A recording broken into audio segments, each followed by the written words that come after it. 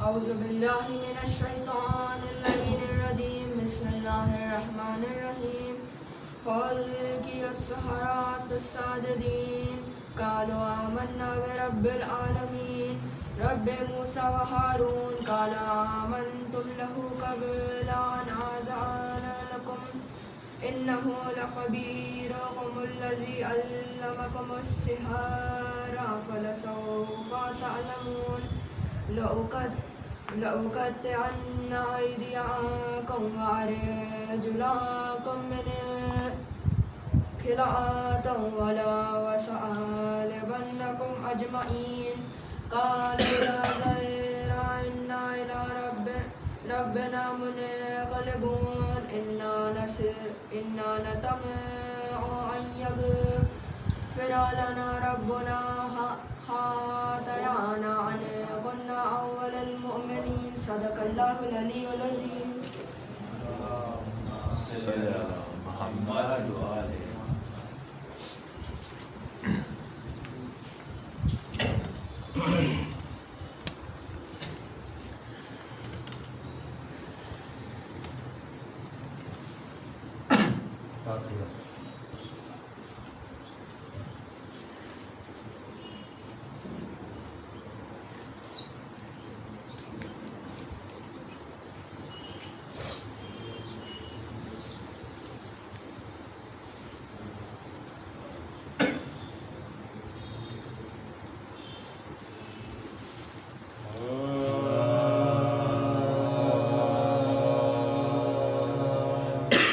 مختل میں کھڑی کہتی شبیر کی جائی ہے. مختل میں کھڑی کہتی شبیر کی جائی ہے. لاش پا تیرے بابا قسمت مجھے لائی ہے. مقتل میں کھڑی کہتی شبیر کی جائی ہے. ماٹی کے اوپر گردن کیوں تم نے جھکائی ہے. تسلیم کو سر ننگے یہ لاڈلی ہے.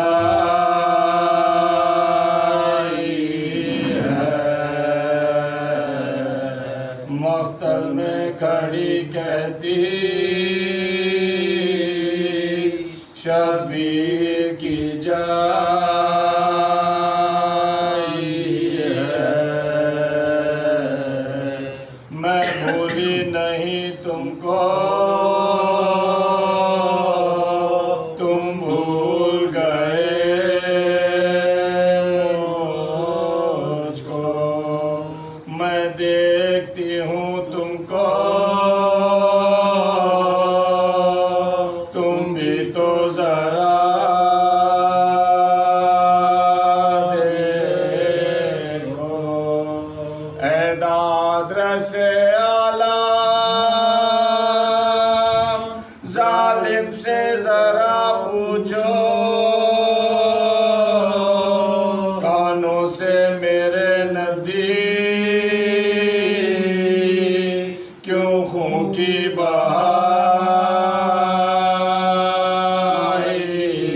ہے.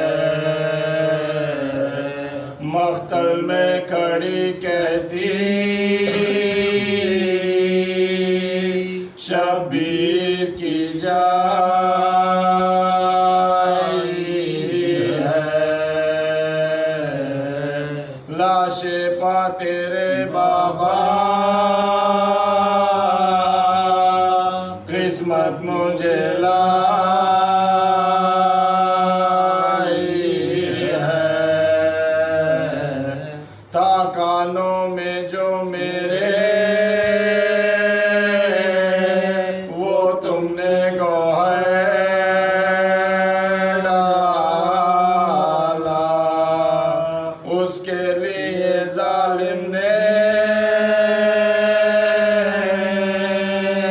زخمی مجھے کر ڈالا، اجلا سا میرا کرتا سب خون میں بھر ڈالا،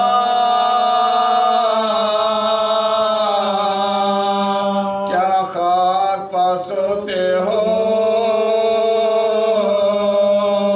بابا جی دعائی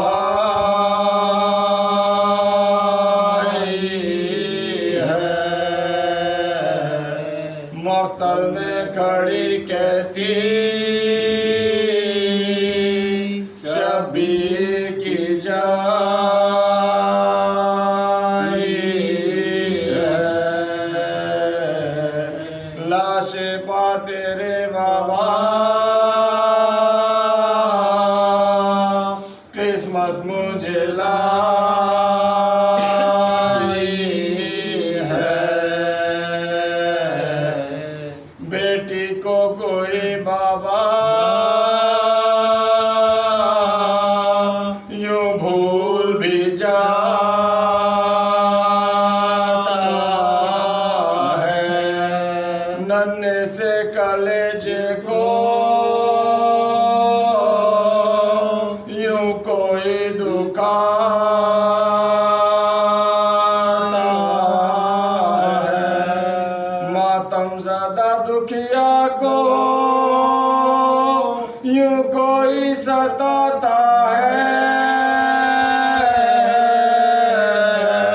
جو تم نے مجھے ایذا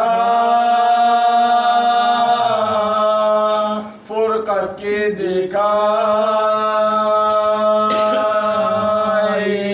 ہے، مختل میں کھڑی کہتی شبیر کی جائی ہے، لاش پا تیرے بابا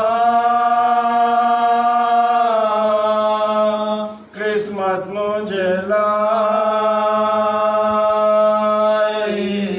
ہے۔ جزاک اللہ سبحان اللہ۔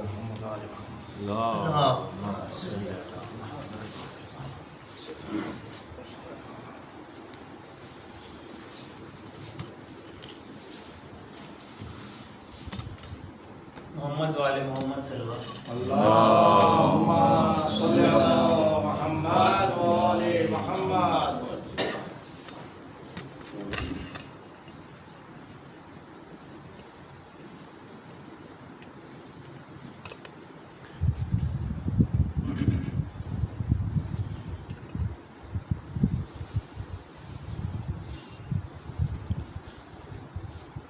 فاتح۔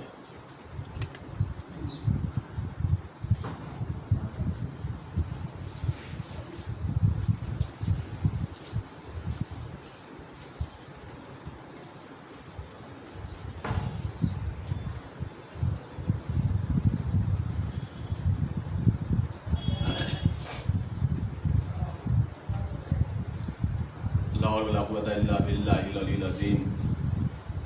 أعوذ بالله من الشيطان الرجيم، بسم الله الرحمن الرحيم۔ الحمد لله رب العالمين، والصلاة والسلام على أشرف الأنبياء والمرسلين، سيدنا ونبينا وشفيع ذنوبنا وطبيب نفوسنا، مولانا مولا الكونين، امام المشرقین والمغربین، جد الحسن والحسین، حبیب الہ العالمین بالقاسم محمد، اللہم صلی علی محمد وآل محمد، وللبیت الطیبین الطاہرین المعصومین المظلومین المنتخبین المنتجبین، اما بعد، فقد قال اللہ تبارک و تعالی فی القرآن الکریم وهو اصدق القائلین وقولہ الحق۔ بسم اللہ الرحمن الرحیم۔ वलस्र इन्नल इंसान लफ़ी खुस्र इल्ला लज़ीना आमनु वअमिलु स्वालिहात वतवासौ बिल हक़्क़ि वतवासौ बिस सब्र।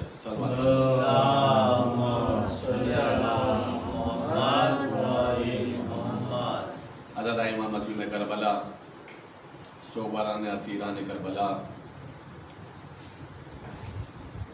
आज की ये मजलिस सैयदुल शुहदा और शुहदाए करबला के शहादत के 10वें के सिलसिले से मुनासिबत रखती है। हमने अशरे उला को इसी सूरह मुबारक वल अस्र के ज़ेल में बउनवान अक़ीदा और अमल गुफ्तगू की थी, और अल्हम्दुलिल्लाह अल्लाह का शुक्र है कि बहुत सारी बातें अक़ीदे और अमल के सिलसिले से हमने आप लोगों तक पहुंचाने की कोशिश की, वो भी दलीलों के ज़रिए से, ताकि हमारा अक़ीदा भी मुस्तहकम रहे और हमारा अमल भी मजबूत रहे। इसीलिए मैंने आज की भी जो गुफ्तगू शुरू की है इसी सूरह मुबारक वल अस्र के ज़ेल में,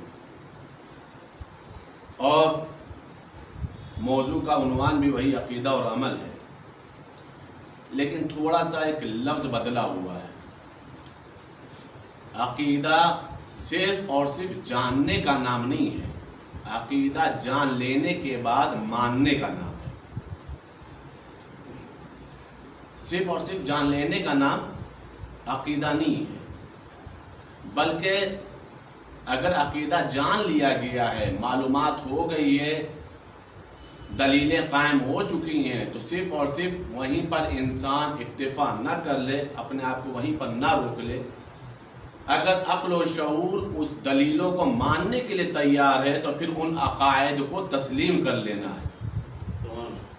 सिर्फ और सिर्फ अक़ीदा जानने का नाम नहीं है, अक़ीदा जानने के साथ साथ मानने का नाम है। अजीज़ान गिरामी, ये गुफ्तगू इसलिए मैंने की है कि कायनात में आले मोहम्मद से ज़्यादा किरदार के एतबार से, कमाल के एतबार से, फ़ज़ाइल के एतबार से, मोजिज़ात के एतबार से, मनाक़िबों के एतबार से, लोगों की मुश्किल कुशाई के एतबार से, करम के एतबार से, सखावत के एतबार से, इल्म और हिल्म के एतबार से, शुजाअत और बहादुरी के एतबार से, अव्वलीन से लेकर आज तक और आज से लेकर क़यामत तक कोई भी उनके बराबर किसी भी कमाल में नज़र नहीं आता, कोई भी। बल्कि मेरा मानना तो ये है कि हम उस कमाल को कमाल तस्लीम ही नहीं करते हैं जो आले मोहम्मद के दरवाजे पे ना हो। हमारी निगाह में कमाल वही कमाल है, फजीलत वही फजीलत है जो आले मोहम्मद के दरवाजे पर आ चुकी हो और वो कमाल आले मोहम्मद के अंदर पाया जाता हो। तवज्जो चारों अज़ीज़ान किराम, मसला ये है कि मैंने ये बताया कि सारे के सारे औसाफ, सारी की सारी फजीलतें, सारे के सारी कमालात आले मोहम्मद में पाए जाते हैं। तो सिर्फ पाए तो जाते नहीं है, कमाल ये है कि आले मोहम्मद को सिर्फ हम ही नहीं जानते, दूसरे भी जानते हैं, लेकिन दूसरों में और हमें फर्क ये है वो सिर्फ जान करके रुक गए हैं, और हमने जब से आले मोहम्मद को समझा है मान भी लिया है। गौर फरमा रज़ीज़ान, देखिए ये मेरी खिताबत नहीं, मैं पूरी मेहनत के साथ आपके सामने चंद बातों को पेश करूँ दलील के साथ, ताकि ये समझ में आ जाए कि सिर्फ जानना काफ़ी नहीं है, मानना ज़रूरी है, पहचानना ज़रूरी है, उन अक़ीदों को तस्लीम करना ज़रूरी है। मैं आपको उसकी एक मिसाल दे दूँ, मैं आपको उसकी एक मिसाल दूँ, इस बात को आप महसूस करिएगा। इमाम हुसैन अलैहिस्सलाम को बता दे कि जो इंसान है वो हुसैन को जानता है या नहीं जानता। इंसान, शिया की बात नहीं की मैंने, सुन्नी की बात नहीं की मैंने, हिंदू की बात नहीं की मैंने, किसी कौम, किसी फिरका, किसी मजहब की बात नहीं की। अगर इंसान है तो पूरी कायनात हुसैन को जानती है। अगर ना जानती होती तो अज़ीज़ान गिरामी सिर्फ शिया राइटर्स नहीं, शिया उलमा नहीं, ना जाने कितने अहले हुनूद, ना जाने कितने क्रिश्चियन, نہ جانے کتنے عیسائی، نہ جانے کتنے دوسرے فرقوں سے تعلق رکھنے والے جو خدا کو نہیں مانتے ہیں، انہوں نے بھی امام حسین کی شان میں قصیدہ بھی لکھا ہے، انہوں نے امام حسین کی شان میں مرثیہ بھی لکھا ہے، انہوں نے امام حسین کے اوپر آرٹیکلز بھی لکھے ہیں، انہوں نے امام حسین اسلام کے اوپر اپنے مضامین بھی لکھے جو کتابوں میں چھپے ہیں باقاعدہ طور پر۔ کسی نے یہ لکھا کہ حسین انسانیت کی آواز، کسی نے لکھا حسین شہید مظلومیہ، کسی نے لکھا کہ امام حسین اسلام نے انسانیت کے لیے جان دے دی۔ تو بھائی مانتے تو سب تھے، جانتے تو سب تھے، مانا کتنوں نے؟ اگر تمہاری نگاہ میں حسین اتنے ہی اچھے ہیں تو در حسین پر کیوں نہیں آ جاتے؟ غور فرمانا، یہ جو گروپ ہے، یہ جو گروہ ہے، یہ صرف اور صرف جاننے والا۔ دیکھتے ہیں عقیدہ میں نے کیا عرض کیا ہے، جاننے کا نام نہیں ہے، عقیدہ ماننے کا نام ہے، دلیلوں کے ذریعے سے۔ امام حسین کو تو تقریباً ہر فرقہ مانتا ہے، ہر گروہ مانتا ہے، ہر قوم مانتی ہے، شرط انسان ہونا۔ مولا امیر المومنین کو صرف ہم ہی نہیں مانتے، دوسرے مذاہب کے لوگ بھی مانتے ہیں۔ میں آپ کو ایک مشہور و معروف نام بتاؤں تو آپ کو سمجھ میں آئے گا کہ علی کو کون مانتا ہے، کتنا مانتا ہے۔ ایک بہت بڑا عیسائی رائٹر گزرا ہے، جارج جرداخ، اس نے کتاب لکھی ہے صوت العدالت الانسانیہ، عدالت انسانی کی آواز ہے علی۔ بھائی غور کریے گا، کتاب کا نام اتفاق یہ ہے کہ وہ کتاب انگریزی میں بھی چھپی ہوئی ہے، ٹرانسلیٹ ہوا ہے۔ صوت العدالت الانسانیہ، جارج جرداخ ایک کرسچن رائٹر ہے، اس نے کیا لکھا؟ عدالت انسانی کی ایک آواز جسے علی کہا جاتا ہے، اور پورا اس نے امیر المومنین کے فضائل لکھے ہیں، کمالات لکھے ہیں۔ عزیزان گرامی، کمال یہ ہے کہ جان رہا تھا تبھی تو لکھا، علم تھا تبھی تو قلم چلایا، اور کمال یہ ہے کہ اس کتاب کو صرف کرسچن ہی نہیں پڑھتے، اس کتاب سے ہم لوگ بھی فائدہ اٹھاتے۔ توجہ چاروں عزیزان گرامی، غور فرمائیے گا، کتاب لکھا، کتاب چھپی بھی ہے، کتاب منظر عام پر بھی، کتاب موجود بھی ہے، آج بھی اویلیبل ہے۔ آپ جا کر کے دیکھیں کتنی مارکہ آرہ کتاب لکھا ہے، صوت العدالت الانسانیہ، کتنے فضائل امیر المومنین کے دریا بہائے ہیں، کیا فکروں کو استعمال کیا ہے، کیا کیا دلیلوں کو قائم کیا ہے۔ عزیزان گرامی، جب کتاب اس نے لکھا ہے تو اس نے ایک جملہ لکھا ہے، قسم خدا کی اس بات کو آپ محسوس کریے گا کہ علی کو اور اہل بیت تو جانتے ہیں، ہر فرقے والے ہیں، ہر مذہب والے ہیں، ماننے کا مسئلہ ہے عقیدے کا۔ عزیزان گرامی، اس نے ایک جملہ لکھا ہے، صوت العدالت الانسانیہ جب لکھی ہے کتاب اس نے عربی میں، تو اس نے ایک جملہ لکھا ہے کہ میں نے علی کی سیرت کو پڑھا، علی کی سوانح عمری کا جائزہ لیا، اور پڑھنے کے بعد، جائزہ لینے کے بعد، اگر میں یہ لکھوں کہ علی عیسیٰ سے افضل ہے تو اس کی دلیل ہمارا عقیدہ نہیں دیتا۔ بھائی نہیں غور کیا آپ نے؟ اگر میں یہ لکھ دوں کہ عیسیٰ سے افضل ہے علی تو اس کی اجازت ہمارا عقیدہ نہیں دیتا، اور اگر نہ لکھوں تو اس کی اجازت ہمارا ضمیر نہیں دیتا۔ غور فرما رہے آپ؟ ہمارا وجدان نہیں دیتا، ہماری ضمیر نہیں دیتا، ہماری فکر نہیں دیتی۔ کیوں بھائی؟ جب تسلیم کر رہے تھے تو مان لو نا،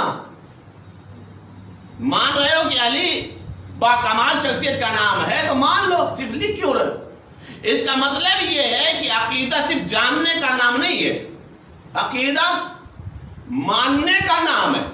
غور کریے گا عزیزان گرامی، اگر یہ بات اتنی آپ کے ذہن میں آ گئی ہے کہ عقیدہ جاننے کا صرف نام نہیں ہے، عقیدہ ماننے کا نام ہے، تو اب آپ تاریخ اسلام کا جائزہ لیجئے، تاریخ اسلام کا جائزہ لیجئے۔ میں کہاں لانا چاہ رہا ہوں اس بات کو انشاءاللہ محسوس کریے، کوئی خاموش نہیں رہے گا۔ جانتا سب تھے، تاریخ اسلام اب بتا رہا ہوں، جانتے سب تھے، کمال ہے کہ اہل بیت کو مانا کس نے؟ فضائل پڑھ رہا ہوں عزیزان گرامی، عقیدہ جاننے کا نام نہیں، صرف ماننے کا نام ہے۔ کمال یہ کہ تاریخ اسلام میں جاننے والے کتنے، ماننے والے کتنے؟ چھوٹے چھوٹوں کی میں کیا بات کروں، بڑوں ہی کی بات کر لیتے ہیں۔ اگر بڑوں کی بات کر لیں تو چھوٹے تو خود بخود ہمیں سمجھ میں آ جائیں گے۔ پیغمبر کی شہادت ہو گئی، پیغمبر کی شہادت ہو گئی، تاریخ یہ بتا رہی ہے کہ دوسرے زینے پر، منبر مسجد نبوی کے دوسرے زینے پر ایک شخص بیٹھا ہے، مسجد نبوی مدینہ منورہ، پہلا زینہ نہیں، عرش منبر نہیں. عرش منبر جو تھا وہ رسول اللہ کی جگہ. پہلا جو حصہ تھا دوسرے زینے پر ایک شخص بیٹھا ہوا ہے. تاریخ کے بعد تاریخ ادھر سے امام حسین کا گزر ہو گیا.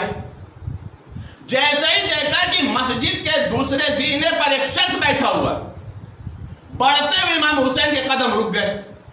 اور جیسے ہی مولا حسین کے قدم رکے ہیں تو تاریخ کے بعد تاریخ مولا نے اس کو مخاطب کر کے جملہ کہا، اتر جاؤ میرے والد کے منبر سے. بھائی تاریخ میں سوال یاد رکھیے کہ سوال میں نے کیا قائم کیا ہے. اتر جاؤ میرے والد کے منبر سے. ظاہر سی بات ان کا غصہ بہت مشہور تھا. جس کے تعزیانے سے بہن اور بہنوئی نہ بچے. تاریخ یہ بتا رہی کہ وہ منبر سے اترے، لیکن وہ جتنے ان کے گروپ والے تھے، جتنے ان کے ماننے والے تھے، انہوں نے سوچا کہ چلو موقع اچھا ہے، اس وقت جی حضوری کر لیں گے. ان سے پہلے ہم کچھ بات پیش کر دیتے ہیں تاکہ امام حسین علیہ السلام کی جملے کے مقابلے میں کوئی جملہ قائم کیا جائے. اتنی بڑی بات امام حسین نے کہہ دی اتر جاؤ میرے والد کے منبر سے، تو یہ موقع وہ ملے گا کہ کوئی یہ سمجھ میں آ جائے گا کہ ہم ان کے ساتھ ہیں. بھائی کیا سن رہے ہیں آپ؟ یہ سمجھ میں آ جائے گا کہ ہم ان کے ساتھ ہیں. چاہا کہ لوگوں نے کہ امام حسین کے خلاف اقدام کرے.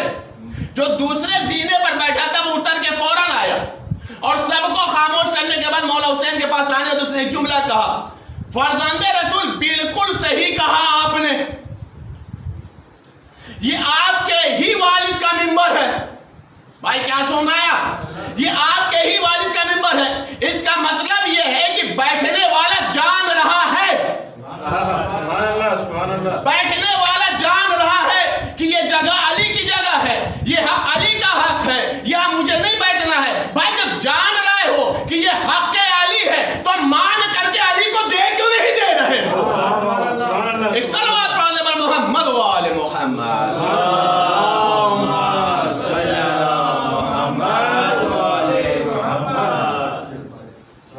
غور فرما رضی اللہ عنہ، اگر جان رہے ہو کہ علی کا منبر ہے، یہ علی کا حق ہے، یا مجھے نہیں بیٹھنا ہے، یہ حق امیر المومنین ہے، تو پھر جاننے کے بعد مان لو نا، تسلیم کر لو، جگہ کو چھوڑ دو. یہ نہ ماننا خود اس بات کی دلیل ہے کہ عقیدہ صحیح نہیں ہے. اور فرما عزیزان گرامی، دوسری دلیل سنیں آپ. اہل بیت کو جانتے سب تھے. میں اس بات کو مانتا ہی نہیں ہوں کہ اہل بیت کو کوئی جانتا نہیں ہے. ماننے کا مین مسئلہ ہے. مولا امام حسین ہے، مسجد نبوی میں آ رہے ہیں، ابا کے دامن میں پیر الجھا. ٹھیک ہے، جاننا اور ماننا بتا رہا ہوں صرف. عقیدہ ماننے کا نام ہے، جان کر کے اس اسٹیشن پہ رک جانے کا نام نہیں ہے، اس منزل پہ رک جانے کا نام نہیں ہے. اس لیے کہ امام حسین کو اور یہ اہل بیت کے اوپر شیعوں نے نہیں، مسلمانوں نے نہیں، تقریباً ہر مذہب والوں نے قلم بھی لکھا چلایا ہے، گفتگو بھی کی ہے، آرٹیکلز بھی لکھے ہیں، مرثیہ بھی لکھا ہے، مجلسیں بھی لکھی ہیں. بہت سارے لوگ مجلسیں کرتے رہتے ہیں. مسئلہ یہ ہے کہ وہ سب جانتے ہیں. کیوں جانتے ہیں، کیسے جانتے ہیں، یہ ایک الگ مسئلہ ہے. ماننے کا مسئلہ میرے عقیدہ ماننے کا نام. مسجد نبوی ہے، پیغمبر خطبہ دے رہے ہیں، مولا امام حسین السلام کا پیر ابا میں الجھا. ان قریب تک یہ مولا گرتے، امام گرتا نہیں ہے، یہ تو گرنوں کو سنبھالنے کے لیے آتا ہے.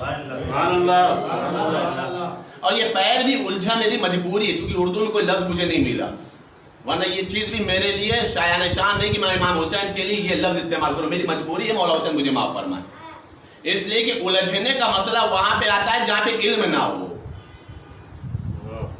غور فرمائیں، یہ تو الجھی ہوئی گتھیوں کو سلجھانے کے لیے آئے ہیں، یہ تو الجھے ہوئے مسائلوں کو حل کرنے کے لیے آئے ہیں، یہ تو گرتے کو سنبھالنے کے لیے آئے ہیں، یہ تو لوگوں کو نجات دلانے کے لیے آئے ہیں. تو وہاں پہ قدم کو الجھنے کا مسئلہ نہیں ہے. مجبوری ہے کہ میرے پاس اردو میں کوئی لفظ اس وقت نہیں مل رہا ہے اور نہ اتنا وقت ہے کہ رک کر کے سوچوں.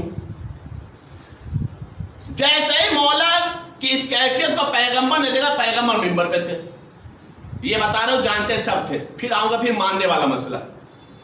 مولا کے اس قدم کی مطلب پوزیشن کو دیکھ کر کے رسول اللہ ممبر سے اترے اور اترنے کے بعد فوراً ہی بڑھ کر کے حسین کو گودی میں لیا. خطبہ منقطع،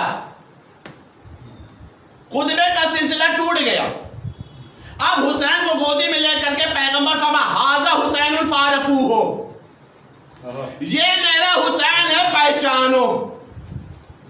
اور اس کے بعد یہی تک مسئلہ نہیں ہے کہ جملہ کا پہچانو ہی نہیں، اس سے محبت کرو اور جب وقت پڑ جائے تو اس کی نصرت بھی کرو. تو یہ بتائیے مدینے والوں نے حسین کو پہچانا یا نہیں پہچانا؟ پہچانا یا نہیں پہچانا؟ جانتے سب تھے مدینے کی گلیوں میں پیغمبر کے ساتھ ہیں. پہچانوا پیغمبر ہے، ظاہر سی بات ہے وہ پہچانوا رہا ہے جس کی زبان پر وحی الہی کا پہرا ہے.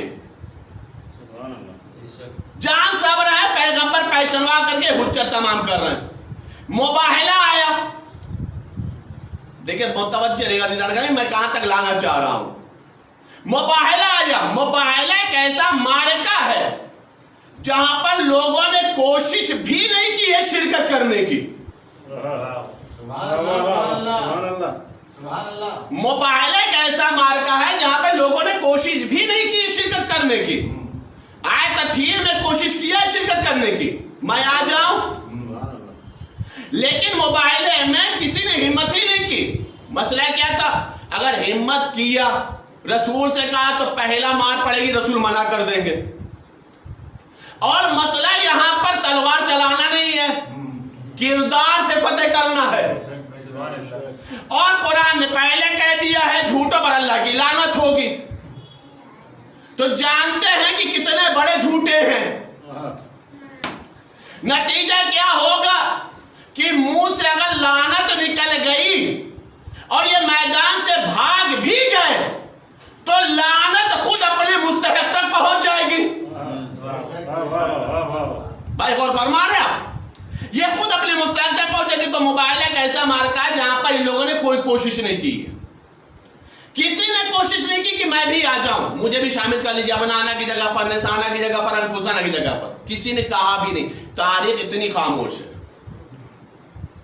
تاریخ بتائیے مباہلہ جو معرکہ ہوا تھا کس چیز کا تھا؟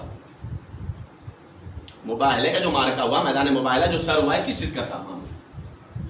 مباہلے میں صرف دو لفظ تھے، صدق اور کذب. صادق اور کاذب، سچ اور جھوٹ، بس اتنا ہی مسئلہ تھا. اگر یہ مسئلہ نہ ہوتا تو قرآن یہ نہ کہتا لعنت اللہ علی الکاذبین، اللہ کی لعنت ہوگی کس کے اوپر؟ جھوٹوں کے اوپر، کاذب کے اوپر. اس کا مطلب کیا ہے کہ بس دو ہی لفظ ہے، ایک طرف کاذب ہے ایک طرف صادق ہے. سبحان اللہ سبحان اللہ سبحان اللہ. بھائی یاد رکھیے گا، جاننے اور ماننا بتا رہا ہوں میں. ایک طرف صادق اور ایک طرف مد مقابل میں کاذب ہے. تو بھائی مسئلہ یہ ہوا کہ جب میدان مباہلہ میں پہنچے تو اس نے کیا کہا؟ خبردار مباہلہ نہ کرنا. کیوں نہیں کرنا بھائی؟ کہ میں ایسے چہرے دیکھ رہا ہوں اگر یہ اشارہ کر دے تو پہاڑ اپنی جگہ سے ہٹتا ہوا نظر ہے. کہ پھر کہ جزیہ دے دو، مباہلہ نہ کرو. اپنے آپ کو لعنت سے بچا لیا. کیا سن رہے ہیں آپ؟ اپنے آپ کو لعنت پروردگار سے بچا لیا. کیسے بچایا؟ کہا کہ دیکھو مقابلہ مت کرو. یعنی عیسائیوں نے ایک اصول بتایا کہ وہ شخص لعنت سے بچ ہی نہیں سکتا جو ان کے مقابلے میں آ جائے، چاہے وہ دربار میں مقابلے میں آئے چاہے میدان میں مقابلے میں آ جائے. ایک صلوات پڑھتے پر محمد و آل محمد.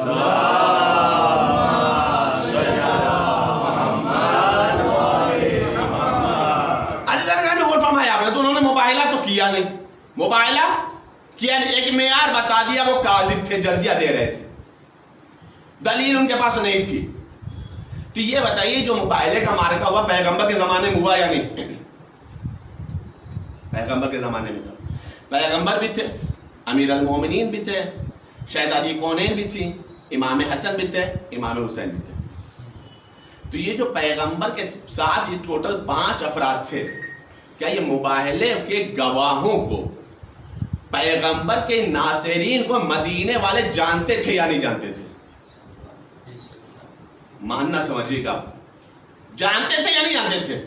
پورا مدینہ جانتا تھا ان سے بڑا صادق کوئی نہیں, ان سے بڑا صادقہ کوئی نہیں. ان کے مقابلے میں جو آئے تھے وہ تھے کاذب. تو بھائی مسئلہ یہ ہے کہ جب سب کے سب پورا مدینہ صادق مانتا تھا, جانتا تھا, پورا مدینہ صادق جانتا تھا کہ سب کے سب صادق ہیں, تو عزیزان گرامی اس وقت ان لوگوں نے مانا کیوں نہیں جس وقت زہرا نے فدق کا مطالبہ کیا؟ فدق کا مطالبہ کیا, امیر المومنین کی خلافت کا جب مطالبہ کیا, امیر المومنین کے تخت کا جب مطالبہ کیا, اپنے حق کا جب مطالبہ کیا, تو ان لوگوں نے مانا کیوں نہیں؟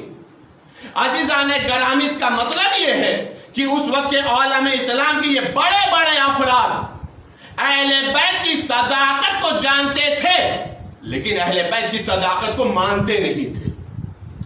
عزیزان گرامی اسی لیے میں بار بار عرض کر رہا ہوں کہ اہل بیت کو صرف جاننے کا نام عقیدہ نہیں ہے, اہل بیت کے عقائد کو ماننے کا نام عقیدہ ہے. صرف جاننے سے کہا نہیں, پورا مدینہ جان رہا تھا کہ صادق کون ہے, صادقہ کون ہے, سب پورا مدینہ جانتا تھا. لیکن جب گواہی کا مسئلہ آیا ہے, فدق کا مسئلہ آیا ہے, تو ان لوگوں نے تسلیم کرنے سے انکار کر دیا, ماننے سے انکار کر دیا. یہ گواہوں کا ماننا اور اتنا زیادہ حجت اور بحث کا کرنا, بی بی کا دربار میں کھڑے ہو کر کے سوال و جواب کرنا, یہ شہزادی کونین کا خطبہ فدق دینا, یہ 25 سال امیر المومنین کی خاموشی کی زندگی کا گزارنا اس بات کی دلیل ہے کہ پیغمبر کا یہ کلمہ پڑھ کے مسلمان ضرور ہو گئے تھے لیکن عزیزان گرامی ان کے دلوں میں حقیقی عقیدہ نہیں پہنچا تھا, ان کے دلوں میں صحیح عقیدہ نہیں پہنچا تھا. یہ اہل بیت کو جانتے ضرور تھے لیکن اہل بیت کو ماننے کو تیار نہیں تھے. اب ایک ماننے میں ایک مسئلہ اور بھی آتا ہے, اس بات کو بھی آپ محسوس کریے گا عزیزان گرامی. یہ ضروری نہیں ہر ماننے والا برابر ہو, یہ ضروری نہیں کہ ہر ماننے والا برابر ہو, یہ ضروری نہیں ہے. کا مطلب کبھی کبھی کوئی مجبوری میں مان لیتا ہے. دیکھیے باتوں میں بات ہے, سوال پر سوال ہے. یہ سوال میں قائم اسی لیے کر رہا ہوں تاکہ میرے چھوٹے بچے, چھوٹے بھائیوں کے ذہن میں عقیدہ مستحکم ہو جائے. ہر ماننے والا برابر نہیں ہے. پھر ماننے والے کی کنڈیشن دیکھی جائے گی اور یہ کنڈیشن بھی اس کی حرکت بتائے گی.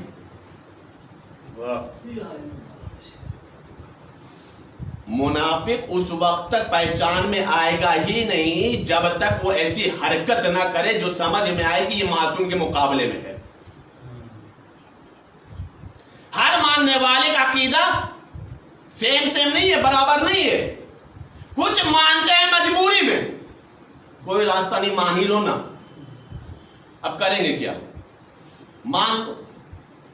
تو یہ جو ماننے والے ہوتے ہیں وقت گزرنے پر وہ اپنے دین پر پلٹ جاتے ہیں, اپنے عقیدے پر پلٹ جاتے ہیں. یہ بہت نازک مسئلہ ہے. اور ایک وہ ہوتا ہے جو اپنے حقیقی عقیدے کو تسلیم کر لیا ہے تو پھر اس پہ قائم رہتے ہیں. یہ وہ لوگ ہوتے ہیں جو مجبوری میں نہیں مانتے ہیں, دلیلوں سے مانتے ہیں. گلا کٹ جائے گا لیکن چھوڑیں گے نہیں اہل بیت کو, سولی دے دیں گے لیکن چھوڑیں گے نہیں اہل بیت کو, درہم و دینار کی تھیلیاں کھول دو لیکن بکیں گے نہیں ہم. اور فرمانا یہ تاریخ ہے, یہ پوری تاریخ ہے. ڈرا دو, دھمکا دو, کچھ بھی کر دو لیکن ہم اہل بیت کو نہیں چھوڑیں گے. یہ وہ لوگ ہوتے ہیں جو واقعا تسلیم کرتے ہیں, جن کا واقعا عقیدہ صحیح ہوتا ہے. جو مجبوری میں آتے ہیں, مصلحت کے تحت آتے ہیں, ان کا نتیجہ کیا ہوتا ہے, وقتی طور پہ قبول کر لو, ہم بچ جائیں گے, مال بچ جائے گا, دے تو رہا ہے, تسلیم کرنے میں کیا حرج جاتا ہے. غور فرمانا عزیزان گرامی. تو وہ جیسے جیسے وقت گزرتا ہے وہ واپس اپنے دین پر پلٹ جاتے ہیں. ان کے عقیدے کی کوئی ایسی حیثیت نہیں ہوتی ہے, وہ ایسے ہی ہے جیسے دریا پہ لکیر بنا دینا. پانی پہ لکیر بنانا, جیسے پانی پہ لکیر نہیں بن سکتی, خط نہیں کھینچا جا سکتا ہے, ویسے ان کے عقیدے میں استحکام نہیں پایا جاتا. میں اس کی آپ دلیل دے دوں. جو مجبوری میں قبول کرے گا وہ معصوم کے عمل پر اعتراض ضرور کرے گا. اب اس سے آسان لفظوں میں نہیں سمجھا سکتا. جو مجبوری میں قبول کرے گا وہ معصوم کے عمل پر اعتراض ضرور کرے گا، اور جو حقیقی طور پہ کرے گا، قبول کرے گا، وہ معصوم کے عمل کو حجت مانے گا، اس لیے کہ یہ حجت خدا کا عمل ہے۔ سبحان اللہ، سبحان اللہ، سبحان اللہ۔ معصوم کی مرضی مرضی معبود ہے، وَمَا تَشَاءُونَ إِلَّا أَن يَشَاءَ اللَّهُ۔ اے آل محمد آپ کچھ چاہتے ہی نہیں، وہی چاہتے جو خدا چاہتا ہے۔ اب آپ اس دو جملے اگر سمجھ گئے تو میں آپ کو دلیل دے دوں۔ 25 سال امیر المومنین نے خاموشی کی زندگی گزاری، 3 دور دیکھے لوگوں نے، 3 دور دیکھا۔ جب 3 دور مکمل ہو گیا تو تاریخ یہ بتا رہی کہ لوگ علی کے دروازے پر آئے، عقل کی بنیاد پر نہیں آئے تھے، دلیل کی بنیاد پر نہیں آئے تھے، چونکہ اب یہ بغیر وارث کے تھے، کوئی ان کے پاس رہبر نہیں تھا، کوئی ان کے پاس نمائندہ نہیں تھا۔ میں پوری تاریخ کی ذمہ داری سے جملہ بول رہا ہوں، سبحان اللہ۔ کوئی ایسی شخصیت نہیں تھی جس کے اوپر سقیفائی اجماع ہو پاتا، کوئی ایسی ذات نہیں تھی جس کے لیے کوئی وصیت کی جاتی، یہ تو تاریخ ہے نا۔ کوئی ایسا نہیں تھا جو حل جزاء الاحسان الا الاحسان کے بدلے میں تم نے اس کو خلیفہ بنایا ہم اس کو بنا دیتے ہیں، یہ تاریخ ہے عزیزان گرامی۔ کوئی ایسی جب شخصیت نہیں میری تو اب لوگ آئے علی کے دروازے پر، یہ علی ہاتھ بڑھائیے ہم بیعت کرتے۔ مولا نے برجستہ جملہ کا جاؤ کسی اور کو تلاش کر لو، یہ علی کا جملہ خود اس بات کی دلیل ہے کہ علی خلافت کا لالچی نہیں ہے، علی تخت خلافت کے لالچی نہیں ہے کہ جسے اور تلاش کر لو۔ ان لوگوں نے کہا نہیں یا علی ہم آپ کے یاد پر بیعت کریں گے۔ جا کے نہج البلاغہ کا خطبہ شقشقیہ دیکھیں تو آپ کو سمجھ میں آئے گا کہ امیر المومنین نے جو کیفیت بیان کی ہے وہ کیفیت کیا تھی۔ خود مولا فرما رہے لوگ ہمارے پر ایسے ٹوٹے پڑ رہے تھے کہ مجھے ڈر تھا کہ حسنین کچل نہ دیے جائیں، حسنین کچل نہ دیے، یعنی بس ہاتھ بڑھائیے بیعت ہو جائے، ہاتھ بڑھائیے بیعت ہو جائے۔ عزیزان گرامی امیر المومنین ناگہانی بیعت نہیں لینا چاہتے تھے، حادثاتی بیعت نہیں لینا چاہتے تھے، یہ نہیں کہنا چاہتے کہ ہم اتفاق میں بیعت کر لیے، سمجھ میں نہیں آیا۔ علی نے موقع دے دیا کہ اچھا یہ مسئلہ ہے، ایک مرتبہ امیر المومنین نے کہا چلو مسجد میں پہنچو وہاں پر بیعت لیں گے۔ یہ جو علی نے اتنا وقت دیا کیوں دیا؟ اب بھی سوچ لو، اب بھی سمجھ لو کس کے ہاتھ پر بیعت کرنا ہے، کس کو امام تسلیم کرنا ہے، کس کو خلیفہ ماننا ہے، کس کو جانشین رسول ماننا ہے۔ تاریخ یہ بتا رہی ہے کہ مطلب جب امیر المومنین نے مسجد میں بیعت لی ہے، لوگوں نے امیر المومنین کے ہاتھ پر جب بیعت کی ہے، سوال ذہن میں رکھیے گا، مجبوری میں بیعت، مجبوری میں ماننا اور عقلی طور پہ ماننے میں کتنا فرق ہوتا ہے، دلیل کی بنیاد پہ ماننے میں کتنا فرق ہوتا ہے۔ تاریخ بتائی جب بیعت لیا ہے اور اب اس کے بعد علی منبر میں بیٹھ رہے ہیں، تو ایک مرتبہ لوگ کہیں گے علی بیٹھیں گے کہاں؟ کہا کیوں؟ کہا اس لیے کہ رسول کی جگہ عرش ہے منبر، اور رسول کے احترام کی جگہ کو چھوڑ کر کے پہلے سے پہلے پہ بیٹھے۔ دوسرے آئے تو انہوں نے پہلے کا بھی احترام کیا کہ یہاں پہ پہلا بیٹھتا تھا، تیسرا آیا تو اس نے دوسرے کا بھی احترام کیا کہ یہاں دوسرے بیٹھتے تھے۔ اب یہ ہو گیا 3 زینہ مکمل، تو علی کہاں بیٹھیں گے؟ علی کہاں بیٹھیں گے؟ کہ اب تو منبر پہ کوئی جگہ ہے نہیں، اب اس کا مطلب علی ہمارے برابر میں بیٹھیں گے، یہی ہوا نا مطلب، کوئی زینہ تو ہے نہیں، تو جیسے وہ چٹائی پہ بیٹھے ویسے علی چٹائی پہ بیٹھیں گے۔ اب علی بیٹھیں گے تو کہاں بیٹھیں گے؟ تو تاریخ بتا رہی امیر المومنین نے ایک مرتبہ اپنے قدم مبارک کو منبر کے ایک زینے پہ رکھا تو وہاں تو علی بیٹھے نہیں، دوسرے زینے پہ رکھا تو وہاں بھی نہیں بیٹھے، تیسرے زینے پر رکھا تو وہاں بھی علی نہیں بیٹھے، اور ایک مرتبہ علی وہاں پر بیٹھے جہاں پر رسول بیٹھتے تھے۔ سبحان اللہ، سبحان اللہ۔ بھائی مسئلہ سیدھا سا ہے، جو جس کا جانشین ہوتا ہے وہیں پر بیٹھتا ہے۔ سبحان اللہ، سبحان اللہ۔ پہلے دوسرے تیسرے کے جانشین تو علی تھے نہیں، پہلے دوسرے تیسرے کے علی جانشین تو تھے نہیں، جانشین کس کے تھے؟ رسول کے تھے۔ ایک مرتبہ علی کہاں پہ بیٹھے؟ رسول کی جگہ پر بیٹھ گئے، اور جب رسول کی جگہ پر بیٹھے تو وہی لوگ جو بیعت کیے تھے، سوال ذہن میں ہے نا، کہ سب کا ماننا برابر نہیں ہوتا، سب کا ماننا برابر نہیں ہوتا، مجبوری میں ماننے والوں کا عقیدہ اور ہوتا ہے، دلیل کی بنیاد پر ماننے والوں کا عقیدہ اور ہوتا ہے۔ جن لوگوں نے 3 منحوس دور دیکھ لیے تھے، اب ان کے پاس کوئی رہبر نہیں تھا، تو مجبوری میں علی کو مان لیا، مجبوری میں بیعت کر لیا، لیکن مجبوری میں بیعت کرنے پر ایک مسئلہ ضرور ہے کہ وہ معصوم کے عمل پر اعتراض کرے گا۔ ایک مرتبہ چینی گوئیاں کرنے لگے، ارے علی وہاں بیٹھ گئے، علی وہاں بیٹھ گئے، ارے علی وہاں بیٹھ گئے جہاں رسول بیٹھتے تھے۔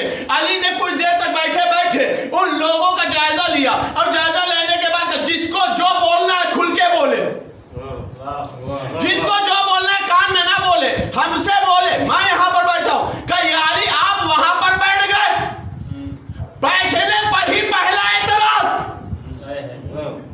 بیٹھنے پر ہی معصوم کے پہلا اعتراض کہ یا علی وہاں بیٹھ گئے، کا مطلب کہ یہ رسول کی جگہ ہے، آپ رسول کی جگہ پہ بیٹھ گئے۔ ایک مرتبہ علی نے مسکرا کے کہا، ارے اس لکڑی کے منبر کی کیا حیثیت ہے؟ علی کے قدم یہاں نہیں دوش نبوت پر سوار ہو چکے ہیں۔ ایک صلوات پڑھنے پر محمد و آل محمد۔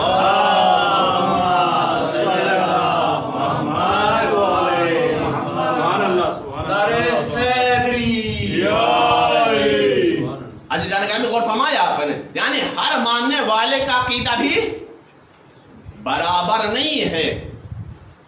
جو مجبوری میں مانے گا وہ معصوم کے عمل پر اعتراض ضرور کرے گا، اس لیے کہ اس کے مزاج میں ہے مجبوری، عقل نہیں استعمال کیا، دلیلوں کو استعمال نہیں کیا ہے، اپنے شعور کو استعمال نہیں کیا ہے، قرآن اور اہل بیت سے ہٹ کر کے لیا ہے۔ نتیجہ یہ کہ وہ معصوم کے عمل پر اعتراض ضرور کرے گا۔ جن لوگوں نے واقعاً مانا تھا، ان کو اوپر چاہے جتنے بھی مظالم ہوئے ہوں، کچھ بھی ہوا، چھوڑنے کے لیے علی کو تیار نہیں ہوئے ہیں، کسی بھی قیمت پر علی سے برات کے لیے آمادہ نہیں ہوئے ہیں، کسی بھی قیمت پر علی کو چھوڑنے کے لیے تیار نہیں ہوئے ہیں، علی سے بیزاری کرنے کے لیے تیار نہیں ہوئے، اس لیے کہ وہ جانتے ہیں حقیقی عقیدہ کیا ہے، صحیح عقیدہ کیا ہے۔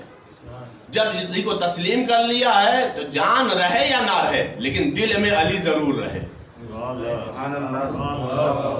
ہمارے خون میں محبت علی ضرور دوڑتی رہے۔ زندگی کا کیا ہے، آج ہے کبھی تو جانا ہے، لیکن اگر علی ایک مرتبہ چھوٹ گیا تو پھر کائنات میں اللہ نے دوسرا علی بنایا ہی نہیں ہے، دوسرا علی بنایا ہی نہیں کہ جا کر کے تم اس علی سے قریب ہو جاؤ۔ اگر دوسرا بنایا ہوتا تو وہاں کا مسئلہ ہوتا۔ غور فرمان عزیزان گرامی، اب ایک مسئلہ اور سمجھ لیں عزیزان گرامی، عقیدے کی اہمیت کیا ہے؟ میں نے تقریباً 9-10 مجلس اس میں پڑھی عشر اولا میں، اور آج پھر وہی بات پڑھ رہا ہوں عقیدے کے اوپر۔ آپ سمجھ سکتے ہیں کہ میں نے کتنی اس چیز کے لیے غور و فکر کیا تاکہ میں ہر چیز کو دلیلوں پہ رکھوں۔ عقیدے کی اہمیت کیا ہے؟ اگر یہ سیدھے سیدھے کہہ دیا جائے کہ عقیدہ اگر صحیح ہے تو نجات ہے، تو یہ بالکل سیدھی سی بات، یہ تو بچہ بھی بتا دے گا، اس میں پھر ہم نے کیا محنت کی؟ عقیدے کی اہمیت سمجھیے گا، یہ میری کوئی خطابت نہیں ہے، کوئی ذاکری نہیں ہے، جو دلیل دے رہا ہوں سنیں گے آپ۔ 5ویں امام حضرت امام محمد باقر علیہ السلام، اللہم صلی علی محمد و علی محمد۔ 5ویں امام فرماتے ہیں کہ خداوند عالم کا ارشاد یہ ہے، خداوند عالم کا ارشاد ہے، خداوند عالم کا فیصلہ ہے کہ میں تمام ان مسلمانوں کو، میری کوئی خطابت نہیں ہے، حدیث پڑھ کر کے آیا ہوں، وہی پڑھ رہا ہوں، اس بات کو آپ محسوس کریے گا۔ 5ویں امام فرما رہا ہے خداوند عالم کے ارشاد، خداوند عالم کا فیصلہ ہے کہ میں ان تمام مسلمانوں کو جہنم میں ڈال دوں گا، ان تمام مسلمانوں کو جہنم میں ڈال دوں گا۔ حدیث پڑھ رہا ہوں، نتیجہ انشاءاللہ تعالیٰ خود عرض کر لیں گے، نکال لیں گے۔ ان تمام مسلمانوں کو میں جہنم میں ڈال دوں گا جنہوں نے ان رہبروں کی پیروی کی ہے جنہیں ہم نے نہیں بھیجا۔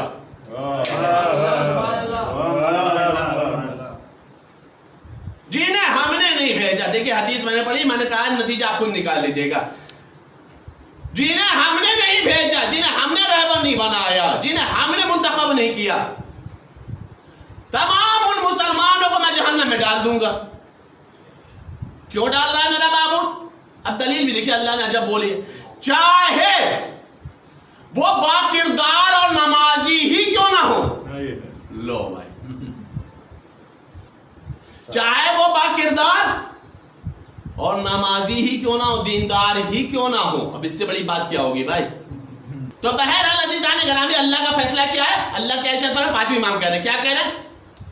کہ خداوند عالم یہ کہہ رہے ہیں کہ میں تمام مسلمانوں کو جہنم میں ڈال دوں گا، چاہے وہ دیندار ہی کیوں نہ ہو، نمازی کیوں نہ ہو، پرہیزگار ہی کیوں نہ ہو. کیوں میرے بابو؟ کہ جن لوگوں نے ہمارے منتخب کیے ہوئے رہبر کو چھوڑ کے دوسروں کی پیروی کی ہوگی. عقیدے کا فائدہ بتا رہا ہوں عزیزان گرامی، صحیح عقیدے کا فائدہ. اس کے بعد پانچویں امام کہہ رہے ہیں خداوند عالم کا فیصلہ یہ ہے کہ میں ان تمام لوگوں کو بخش دوں گا جن لوگوں نے ان رہبروں کی پیروی کی ہوگی جنہیں ہم نے بھیجا ہے، چاہے ان کے عمل میں خامیاں ہی کیوں نہ ہو، چاہے ان کے عمل میں نقص ہی کیوں نہ ہو، چاہے ان کا عمل مکمل ہی کیوں نہ ہو، میں انہیں بخش دوں گا، تب جنت میں بھیجوں گا. عزیزان گرامی، اب سمجھ میں صحیح عقیدے کا فائدہ کیا ہے؟ کہ اگر ہم صحیح عقیدے کے ساتھ اللہ کی بارگاہ میں جائیں گے، اگر عمل میں خامی بھی ہوگی تو جنتی کہلائیں گے. ایک صلوات پڑھو پر محمد و آل محمد.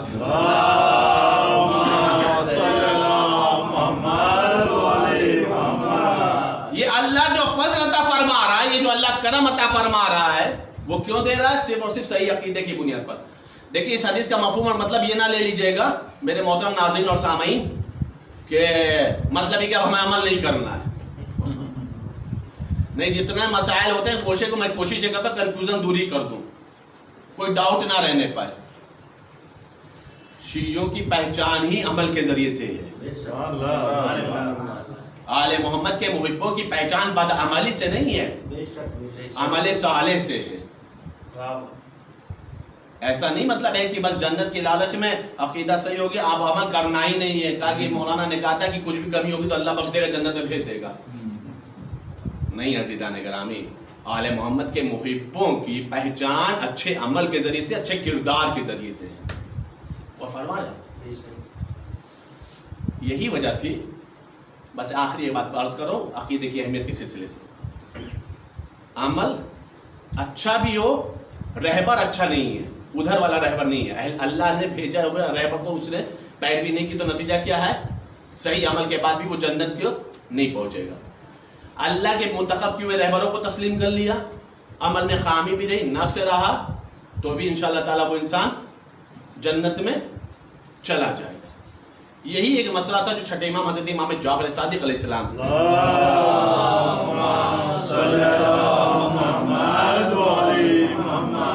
امام صادق کے سامنے آیا تھا. ایک شخص آیا تھا مولا امام صادق کے پاس. غور کریے گا، آنے کا اس نے فرزند رسول ایک سوال تھا کہ آپ پوچھیے کیا پوچھنا ہے. کہا فرزند رسول ہم یہ دیکھتے ہیں کہ آپ کے دشمن عمل بہت کرتے ہیں، آپ کے دشمن عمل بہت کرتے ہیں، جبکہ ہم یہ دیکھتے ہیں کہ آپ کے محبوں کے عمل میں کوتاہیاں بہت پائی جاتی ہیں، کاہلی بہت پائی جاتی ہے. فاتح نہ بننے دے، کامیاب نہ ہونے دے کہ وہ گمراہی میں کامیاب ہو. غور فرما رہے ہیں عزیزان کرام، یہ ہے صحیح عقیدے کا فائدہ.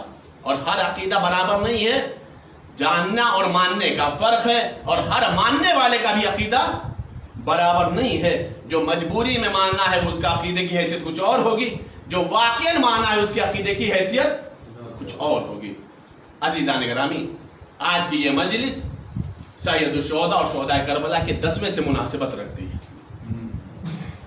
کہنا بہت آسان ہے کہ 10واں ہے، لیکن عزیزو جہاں پر تعزیت ہی نہ دی گئی ہو، جہاں پر تعزیت ہی نہ دی گئی ہو، جہاں پر دست شفقت ہی نہ پھیلا گیا ہو، جہاں پر ان کے غم کے سلسلے سے ان کے قریب آیا کر کے ان کی دلجوئی بھی نہ کی گئی ہو، اب ظاہر سی بات ہے ایسوں کا اگر 10ویں کا ذکر ہو تو کتنی بڑی مصیبت ہے. 10واں بہت بڑا مسئلہ ہے، 20واں بہت بڑا مسئلہ ہے، 40واں بہت بڑا مسئلہ ہے. یہ بہت بڑی بات ہے. کربلا کے مظلومین تو وہ ہیں کہ جہاں پر تعزیت کے لفظ بھی استعمال نہیں کیے گئے. تعزیت کے لفظ بھی استعمال نہیں کیے گئے. کوئی ایسا عمل بھی نہیں کیا گیا جس سے یہ پتہ چل جائے سیدانیوں کو کہ دیکھو یہ ہمارے ساتھ تعزیت کا رخ اختیار کیے ہوئے. انداز ہی بدل گیا تھا, مزاج ہی بدل گیا تھا. کوئی تعزیت دینے کے لیے نہیں آیا تھا, کوئی چادر چھیننے کے لیے آیا تھا, کوئی تماچے مارنے کے لیے آیا تھا, کوئی گوشوارے چھیننے کے لیے آیا تھا, کوئی خیمے میں آگ لگانے کے لیے آیا تھا, کوئی رسیوں میں قید کرنے کے لیے آیا تھا. مزاج بدل گیا تھا, انداز بدل گیا تھا, کیفیتیں بدل گئی تھی. آل رسول پہ کچھ ایسی مصیبتیں آئی ہیں کہ جن مصیبتوں کو صرف اور صرف سیدانیوں نے برداشت کیا ہے. صرف اور صرف سیدانیوں نے برداشت کیا. ایک کتاب ہے مصائب آل محمد, ایک کتاب ہے مصائب آل محمد.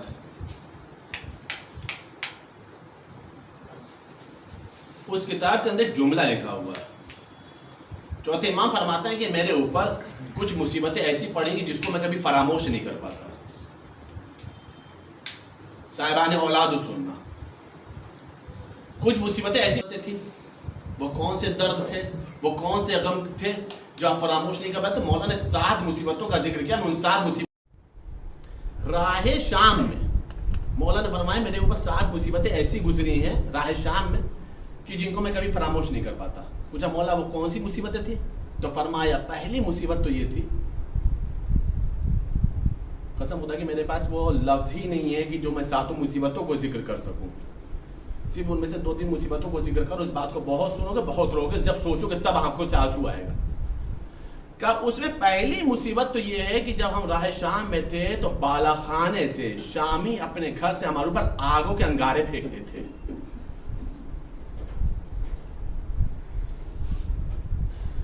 میں نے پڑھ دیا ایک مصیبت ہے.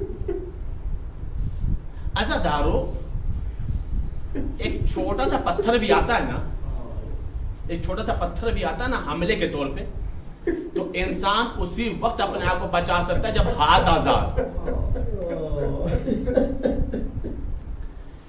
بیویوں کے ہاتھ رسوان ظلم سے پسی گردن بندھے ہوئے تھے.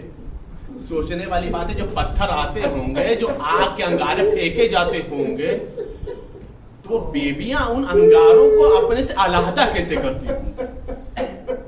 پڑھنا آسان ہے نا, تصور کرو. کسی کے وارث کا مرنا بہت بڑی مصیبت ہے. سر سے کسی وارث کا سایہ اڑ جانا یہ بہت بڑی مصیبت ہے. یہ ایک مصیبت. غربت میں وارث کا سایہ اڑ جائے یہ دوسری مصیبت. کوئی یارو مددگار نہ ہو تیسری مصیبت. انسان جلا وطن ہو یہ چوتھی مصیبت. اب کوئی ناظر مددگار بھی نہ ہو ان یتیموں اور بیواؤں کا, یہ 5ویں مصیبت. سننا زدارو, یہ 5ویں مصیبت. مدینے پہنچنے کا کوئی راستہ نہ ہو, یہ 6ٹھی مصیبت. سنو گے زدارو, یہ 6ٹھی مصیبت. اور خود ظلم کی زنجیروں میں جکڑ دیے گئے ہو, رسمان ظلم سے قید کر دیے گئے ہو, یہ مصیبتوں پر مصیبت. یہ اتنی مصیبت آپ کو سمجھ میں آ گئی ہے. ان مصیبتوں میں ایک مصیبت تھی, چوتھے امام فرما رہے, سننا آپ, چوتھے امام فرماتے ان مصیبتوں میں ایک مصیبت یہ تھی کہ ابھی ہمارا دل, ابھی ہمارا قلب اپنے شہیدوں کے غموں میں ڈوبا ہی ہوا تھا. ابھی ہمارا دل, ہمارا قلب شہیدوں کے غم میں ڈوبا ہی ہوا تھا کہ اس مصیبت پہ ایک مصیبت یہ کیا ہے ظالموں نے, ہمارے بابا, ہمارے بھائیوں کا سر بیویوں کے ناکوں کے سامنے چلاتے تھے. بیویوں کے ناکوں کے سامنے. حسین کا سر زینب کے ناکے کے سامنے, علی اکبر کا سر ام لیلہ کے ناکے کے سامنے, جناب قاسم کا سر ام فروہ کے سامنے, اصغر کا سر رباب کے سامنے, عزادارو محمد کا سر زینب دلگیر کے سامنے. عزادارو میں نے پڑھ لیا, آپ نے سن لیا, لیکن ذرا دل پہ ہاتھ رکھ کر کے سنو کہ کسی ماں کے سامنے اس کے بچوں کا سر نوکے نیزے پہ بلند ہو اور وہ ماں صبر کرے تو کیسے کرے. اب چوتھے امام کا جملہ سنو جو دوسری مصیبت نے فرمائی ہے. کیا معلوم ہے راہ شام میں ہوا کیا؟ کہ مولا کیا ہوا؟ مولا فرماتے ہیں وہ اشکیا جب دل چاہتا تھا تو اس نیزے سے سروں کو اتارتے تھے اور سروں کو اتارنے کے بعد کبھی ان سروں سے کھیلتے تھے, کبھی ان سروں کو زمین پہ پٹکتے تھے اور کبھی پیروں کی ٹھوکریں لگاتے تھے, کبھی پیروں کی ٹھوکریں سے مارتے تھے. آزاداروں سوچو, میں نے پڑھ دیا اور آپ نے سن لیا, سوچو جس کا وارث موجود ہو اس کے چچا کے لاشے کے ساتھ, اس کے بابا کے سر کے ساتھ, اس کے بھائیوں کے سر کو کوئی پیر کی ٹھوکروں سے مارے. ہائے سید سجاد کیسا صابر امام تھا کہ تمام مصیبتوں پہ صبر کرتا رہا لیکن بد دعا کے لیے لب نہ کھولا. اجرکم اللہ, اجرکم اللہ. آزاداروں شہداء کربلا اور سید الشہداء کی تصویر کا مسئلہ ہے نا. آزاداروں روایت بتا رہی ہے کہ یہ جو اسیران کربلا ہے نا, یہ جو اسیران کربلا ہیں, جب بھی کبھی شہداء کربلا پہ روتے تھے تو تماچے مارے جاتے تھے, کبھی روتے تھے تو تازیانے مارا جاتا تھا, کبھی روتے تھے تو درے لگائے جاتے تھے. آزاداروں یہ وہ مظلوم کائنات ہیں جن کے رونے پر بھی پابندی تھی, جن کو عشق بہانے پر بھی پابندی تھی. آزاداروں انہیں رونے نہیں دیا جاتا تھا. آج قسم خدا کی جتنا رو گے نا اتنا زہرا دعا دے گی, اتنا زینب دعا دے گی, اتنا ہی سکینہ دعا دے گی. بس آزاداروں مجلس تمام ہو رہی ہے. روایت بتا رہی راہ شام ہے, کوفہ ہے, راہ کوفہ اور شام ہے. ایک منزل پہ قافلہ روکا گیا. مجھے یہ قافلہ کیوں رکا ہے؟ کہا شمر اپنے لشکر والوں کو پانی پلائے گا. مجلس تمام کرو آزاداروں. کہا شمر اپنے لشکر والوں کو پانی پلائے گا. پانی کا نام سنا, وہ سکینہ جو نہ جانے کئی شب و روز کی پیاسی ہے تڑپ گئی, نہ جانے کئی شب و روز کی پیاسی ہے تڑپ گئی. ایک مرتبہ آئی, پھوپھی اماں اجازت ہے کہ میں بھی شمر سے پانی کا سوال کروں. آزاداروں سوچو سوال کون کرنے والی ہے؟ جو عباس کی بھتیجی ہے. سوال کون کرنے والی ہے؟ جو حسین کی بیٹی ہے. سوال کون کرنے والی ہے؟ جو ساقی کوثر کی پوتی ہے. روایت بتا رہی ہے زینب نے سر جھکا لیا. آزاداروں بی بی سکینہ نے سمجھا کہ شاید پھوپھی اجازت نہیں دے رہی یا پھوپھی اجازت دے رہی ہیں. روایت بتا رہی ننھے قدموں سے دوڑتی ہوئی گئی اور جانے کے بعد کہا شیو تجھے پتا میں کئی روز کی پیاسی ہوں. اے شیو تجھے معلوم ہے میرے سینے میں آگ لگ رہی ہے, تجھے معلوم ہے پیاس سے میرا کلیجہ کٹ رہا ہے. اے شیو ایک قطرہ پانی دے دے, تیرا پانی ختم نہ ہوگا. آزاداروں شمر ہے جو سکینہ کی طرف متوجہ نہ ہوا. مقاتی لکھتے یہ ہیں کہ سکینہ نے سوچا کہ شاید یہ جب سب کو پانی پلا لے گا تو جو پانی بچے گا اس میں سے وہ ہمیں دے دے گا. آزاداروں یہاں تک کہ سارے سپاہیوں نے پانی پی لیا, سارے یزیدیوں نے پانی پی لیا, ناکوں نے پی لیا, اونٹ نے پی لیا, گھوڑوں نے پی لیا. اب سکینہ پھر گئی. آزاداروں خدا نہ کرے کسی یتیمہ کی آس ٹوٹے, کسی بچے کی آس ٹوٹے. روایت بات تاری سکینہ گئی, اب تو سب نے پانی پی لیا, اب تو مجھے ایک قطرہ پانی دے دے. روایت بتا شمر ملعون نے مشک کا دہانہ کھولا. حسرت سے سکینہ نے ہاتھوں کو آگے بڑھایا لیکن آزاداروں قیامت آ گئی. شمر ملعون ایک مرتبہ سکینہ کو دیکھتا ہے, مشک کو دیکھتا ہے اور دیکھنے کے بعد پورا پانی زمین پہ گرا دیتا ہے. سکینہ پانی میں تڑپنے لگی. فرات کا رک کر کے آواز دیا, اے چچا ارے آپ کے بعد کوئی سیراب نہیں کرتا. اے چچا ابا ایک ایک قطرہ آپ کے لیے آپ کی بھتیجی کو تڑپایا جا رہا. شمر پانی زمین پہ گراتا ہے لیکن آپ کی بھتیجی کو ایک قطرہ آپ سے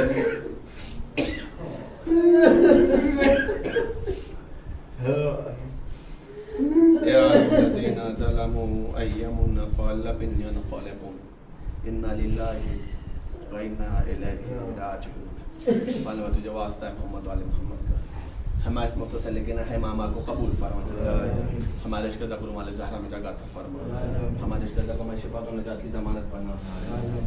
میرے معبود ہماری عزا کو قبول فرما. میرے معبود اگر ہماری عزا میں کوئی کوتاہیاں تو میرے معبود ان کوتاہیوں کو درگزر فرما. ہم سب کے عقیدے اور عمل کو مستحکم قرار دے. میرے معبود ہم سب کو زیادہ زیادہ عمل صالح کرنے کی توفیقات عطا فرما.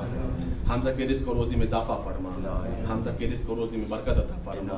دامن قرآن دامن اہل بیت ہم سب کو متمسک رکھ. امام زمانہ کو سلامتی عطا فرما. سلامتی امام زمانہ کے طفیل میں تمام عزادار امام حسین کو سلامتی عطا فرما.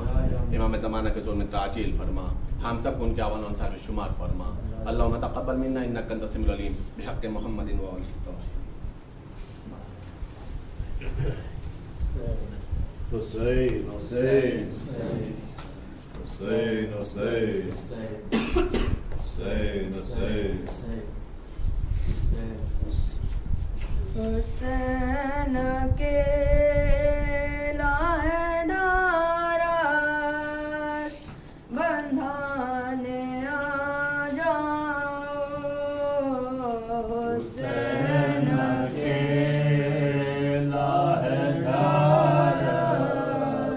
بندھانے آ جاؤ حسین کے لائے ڈھارس بندھانے آ جاؤ حسین کے لاہ ڈھارس بندھانے آ جاؤ ہر ایک عزیز کا لاشا اٹھا کے بیٹھا ہوں ہے آن کے بھی آنسو بہا کے بیٹھا ہوں اور اب ہے سامنے اکبر کی لاش ہے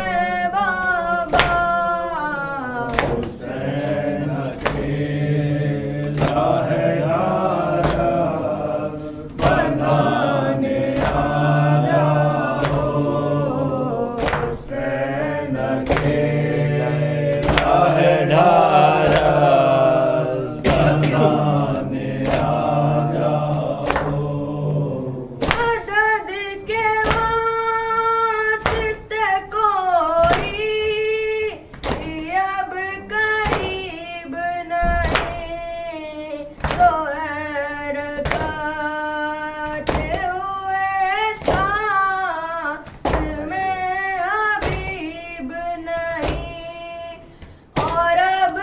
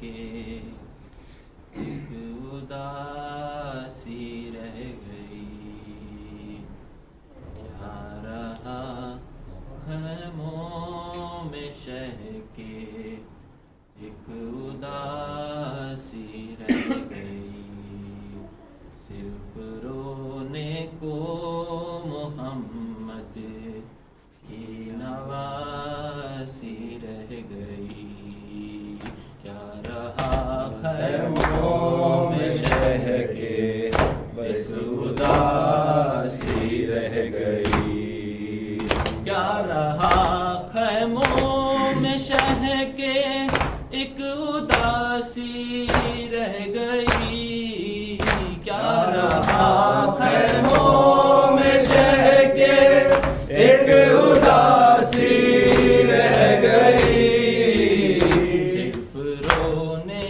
کو محمد کی نواسی رہ گئی، کیا رہا خیموں میں شہ کے ایک اداسی رہ گئی، سج گئی قاسم کے ٹکڑوں سے ادھر کر وہ بلا، سج گئی قاسم کے ٹکڑوں سے ادھر کر وہ بلا، ادھر بیٹے کی دلہن کو سجاتی رہ گئی، کیا رہا خیموں میں شہ کے ایک اداسی رہ گئی، چھینتا تھا شمر چادر اور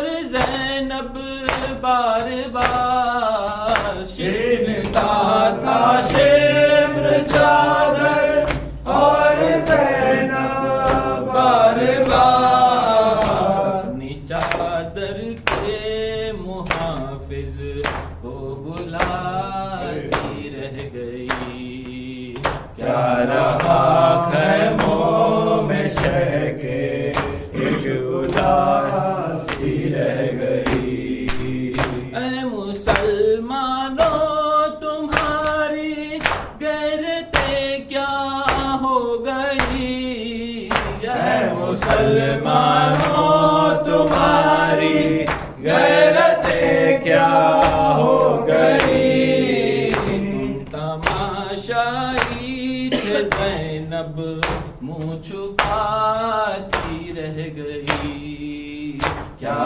رہا خیموں میں شہ کے ایک اداسی رہ گئی، قید خانے میں سکینہ کو ملا بابا کا سر، قید خانے میں سکینہ کو ملا بابا کا سر، پہ منہ رکھ کر جو سوئی ماں جگاتی رہ گئی، کیا رہا خیموں میں شہ کے ایک اداسی رہ گئی، ہر تماچے پر سکینہ منہ پہ رکھ کر ننھے ہاتھ، ہر تماچے پر سکینہ منہ پہ رکھ کے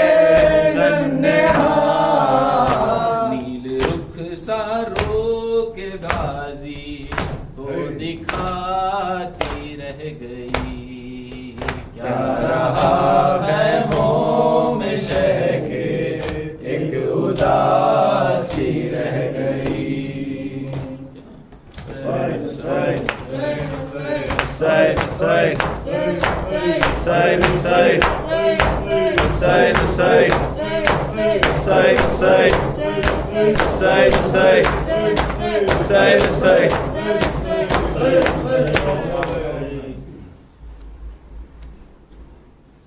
السلام علیکم یا عبد اللہ، السلام علیکم یا رسول اللہ، السلام علیکم ورحمۃ اللہ وبرکاتہ، السلام علیکم ورحمۃ اللہ وبرکاتہ، السلام علیکم من شہداء کربلا واسیران کربلا، السلام علیکم یا حبیب اللہ، السلام علیکم یا مادر رسالہ، السلام علیکم ورحمۃ اللہ وبرکاتہ۔ السلام علیکم یا قریب القربان، السلام علیکم السلام علیکم الحسن یا علی بن مسرد، السلام علیکم ورحمۃ اللہ وبرکاتہ. السلام علیکم صاحب رسول زمان، علمان علمان علمان.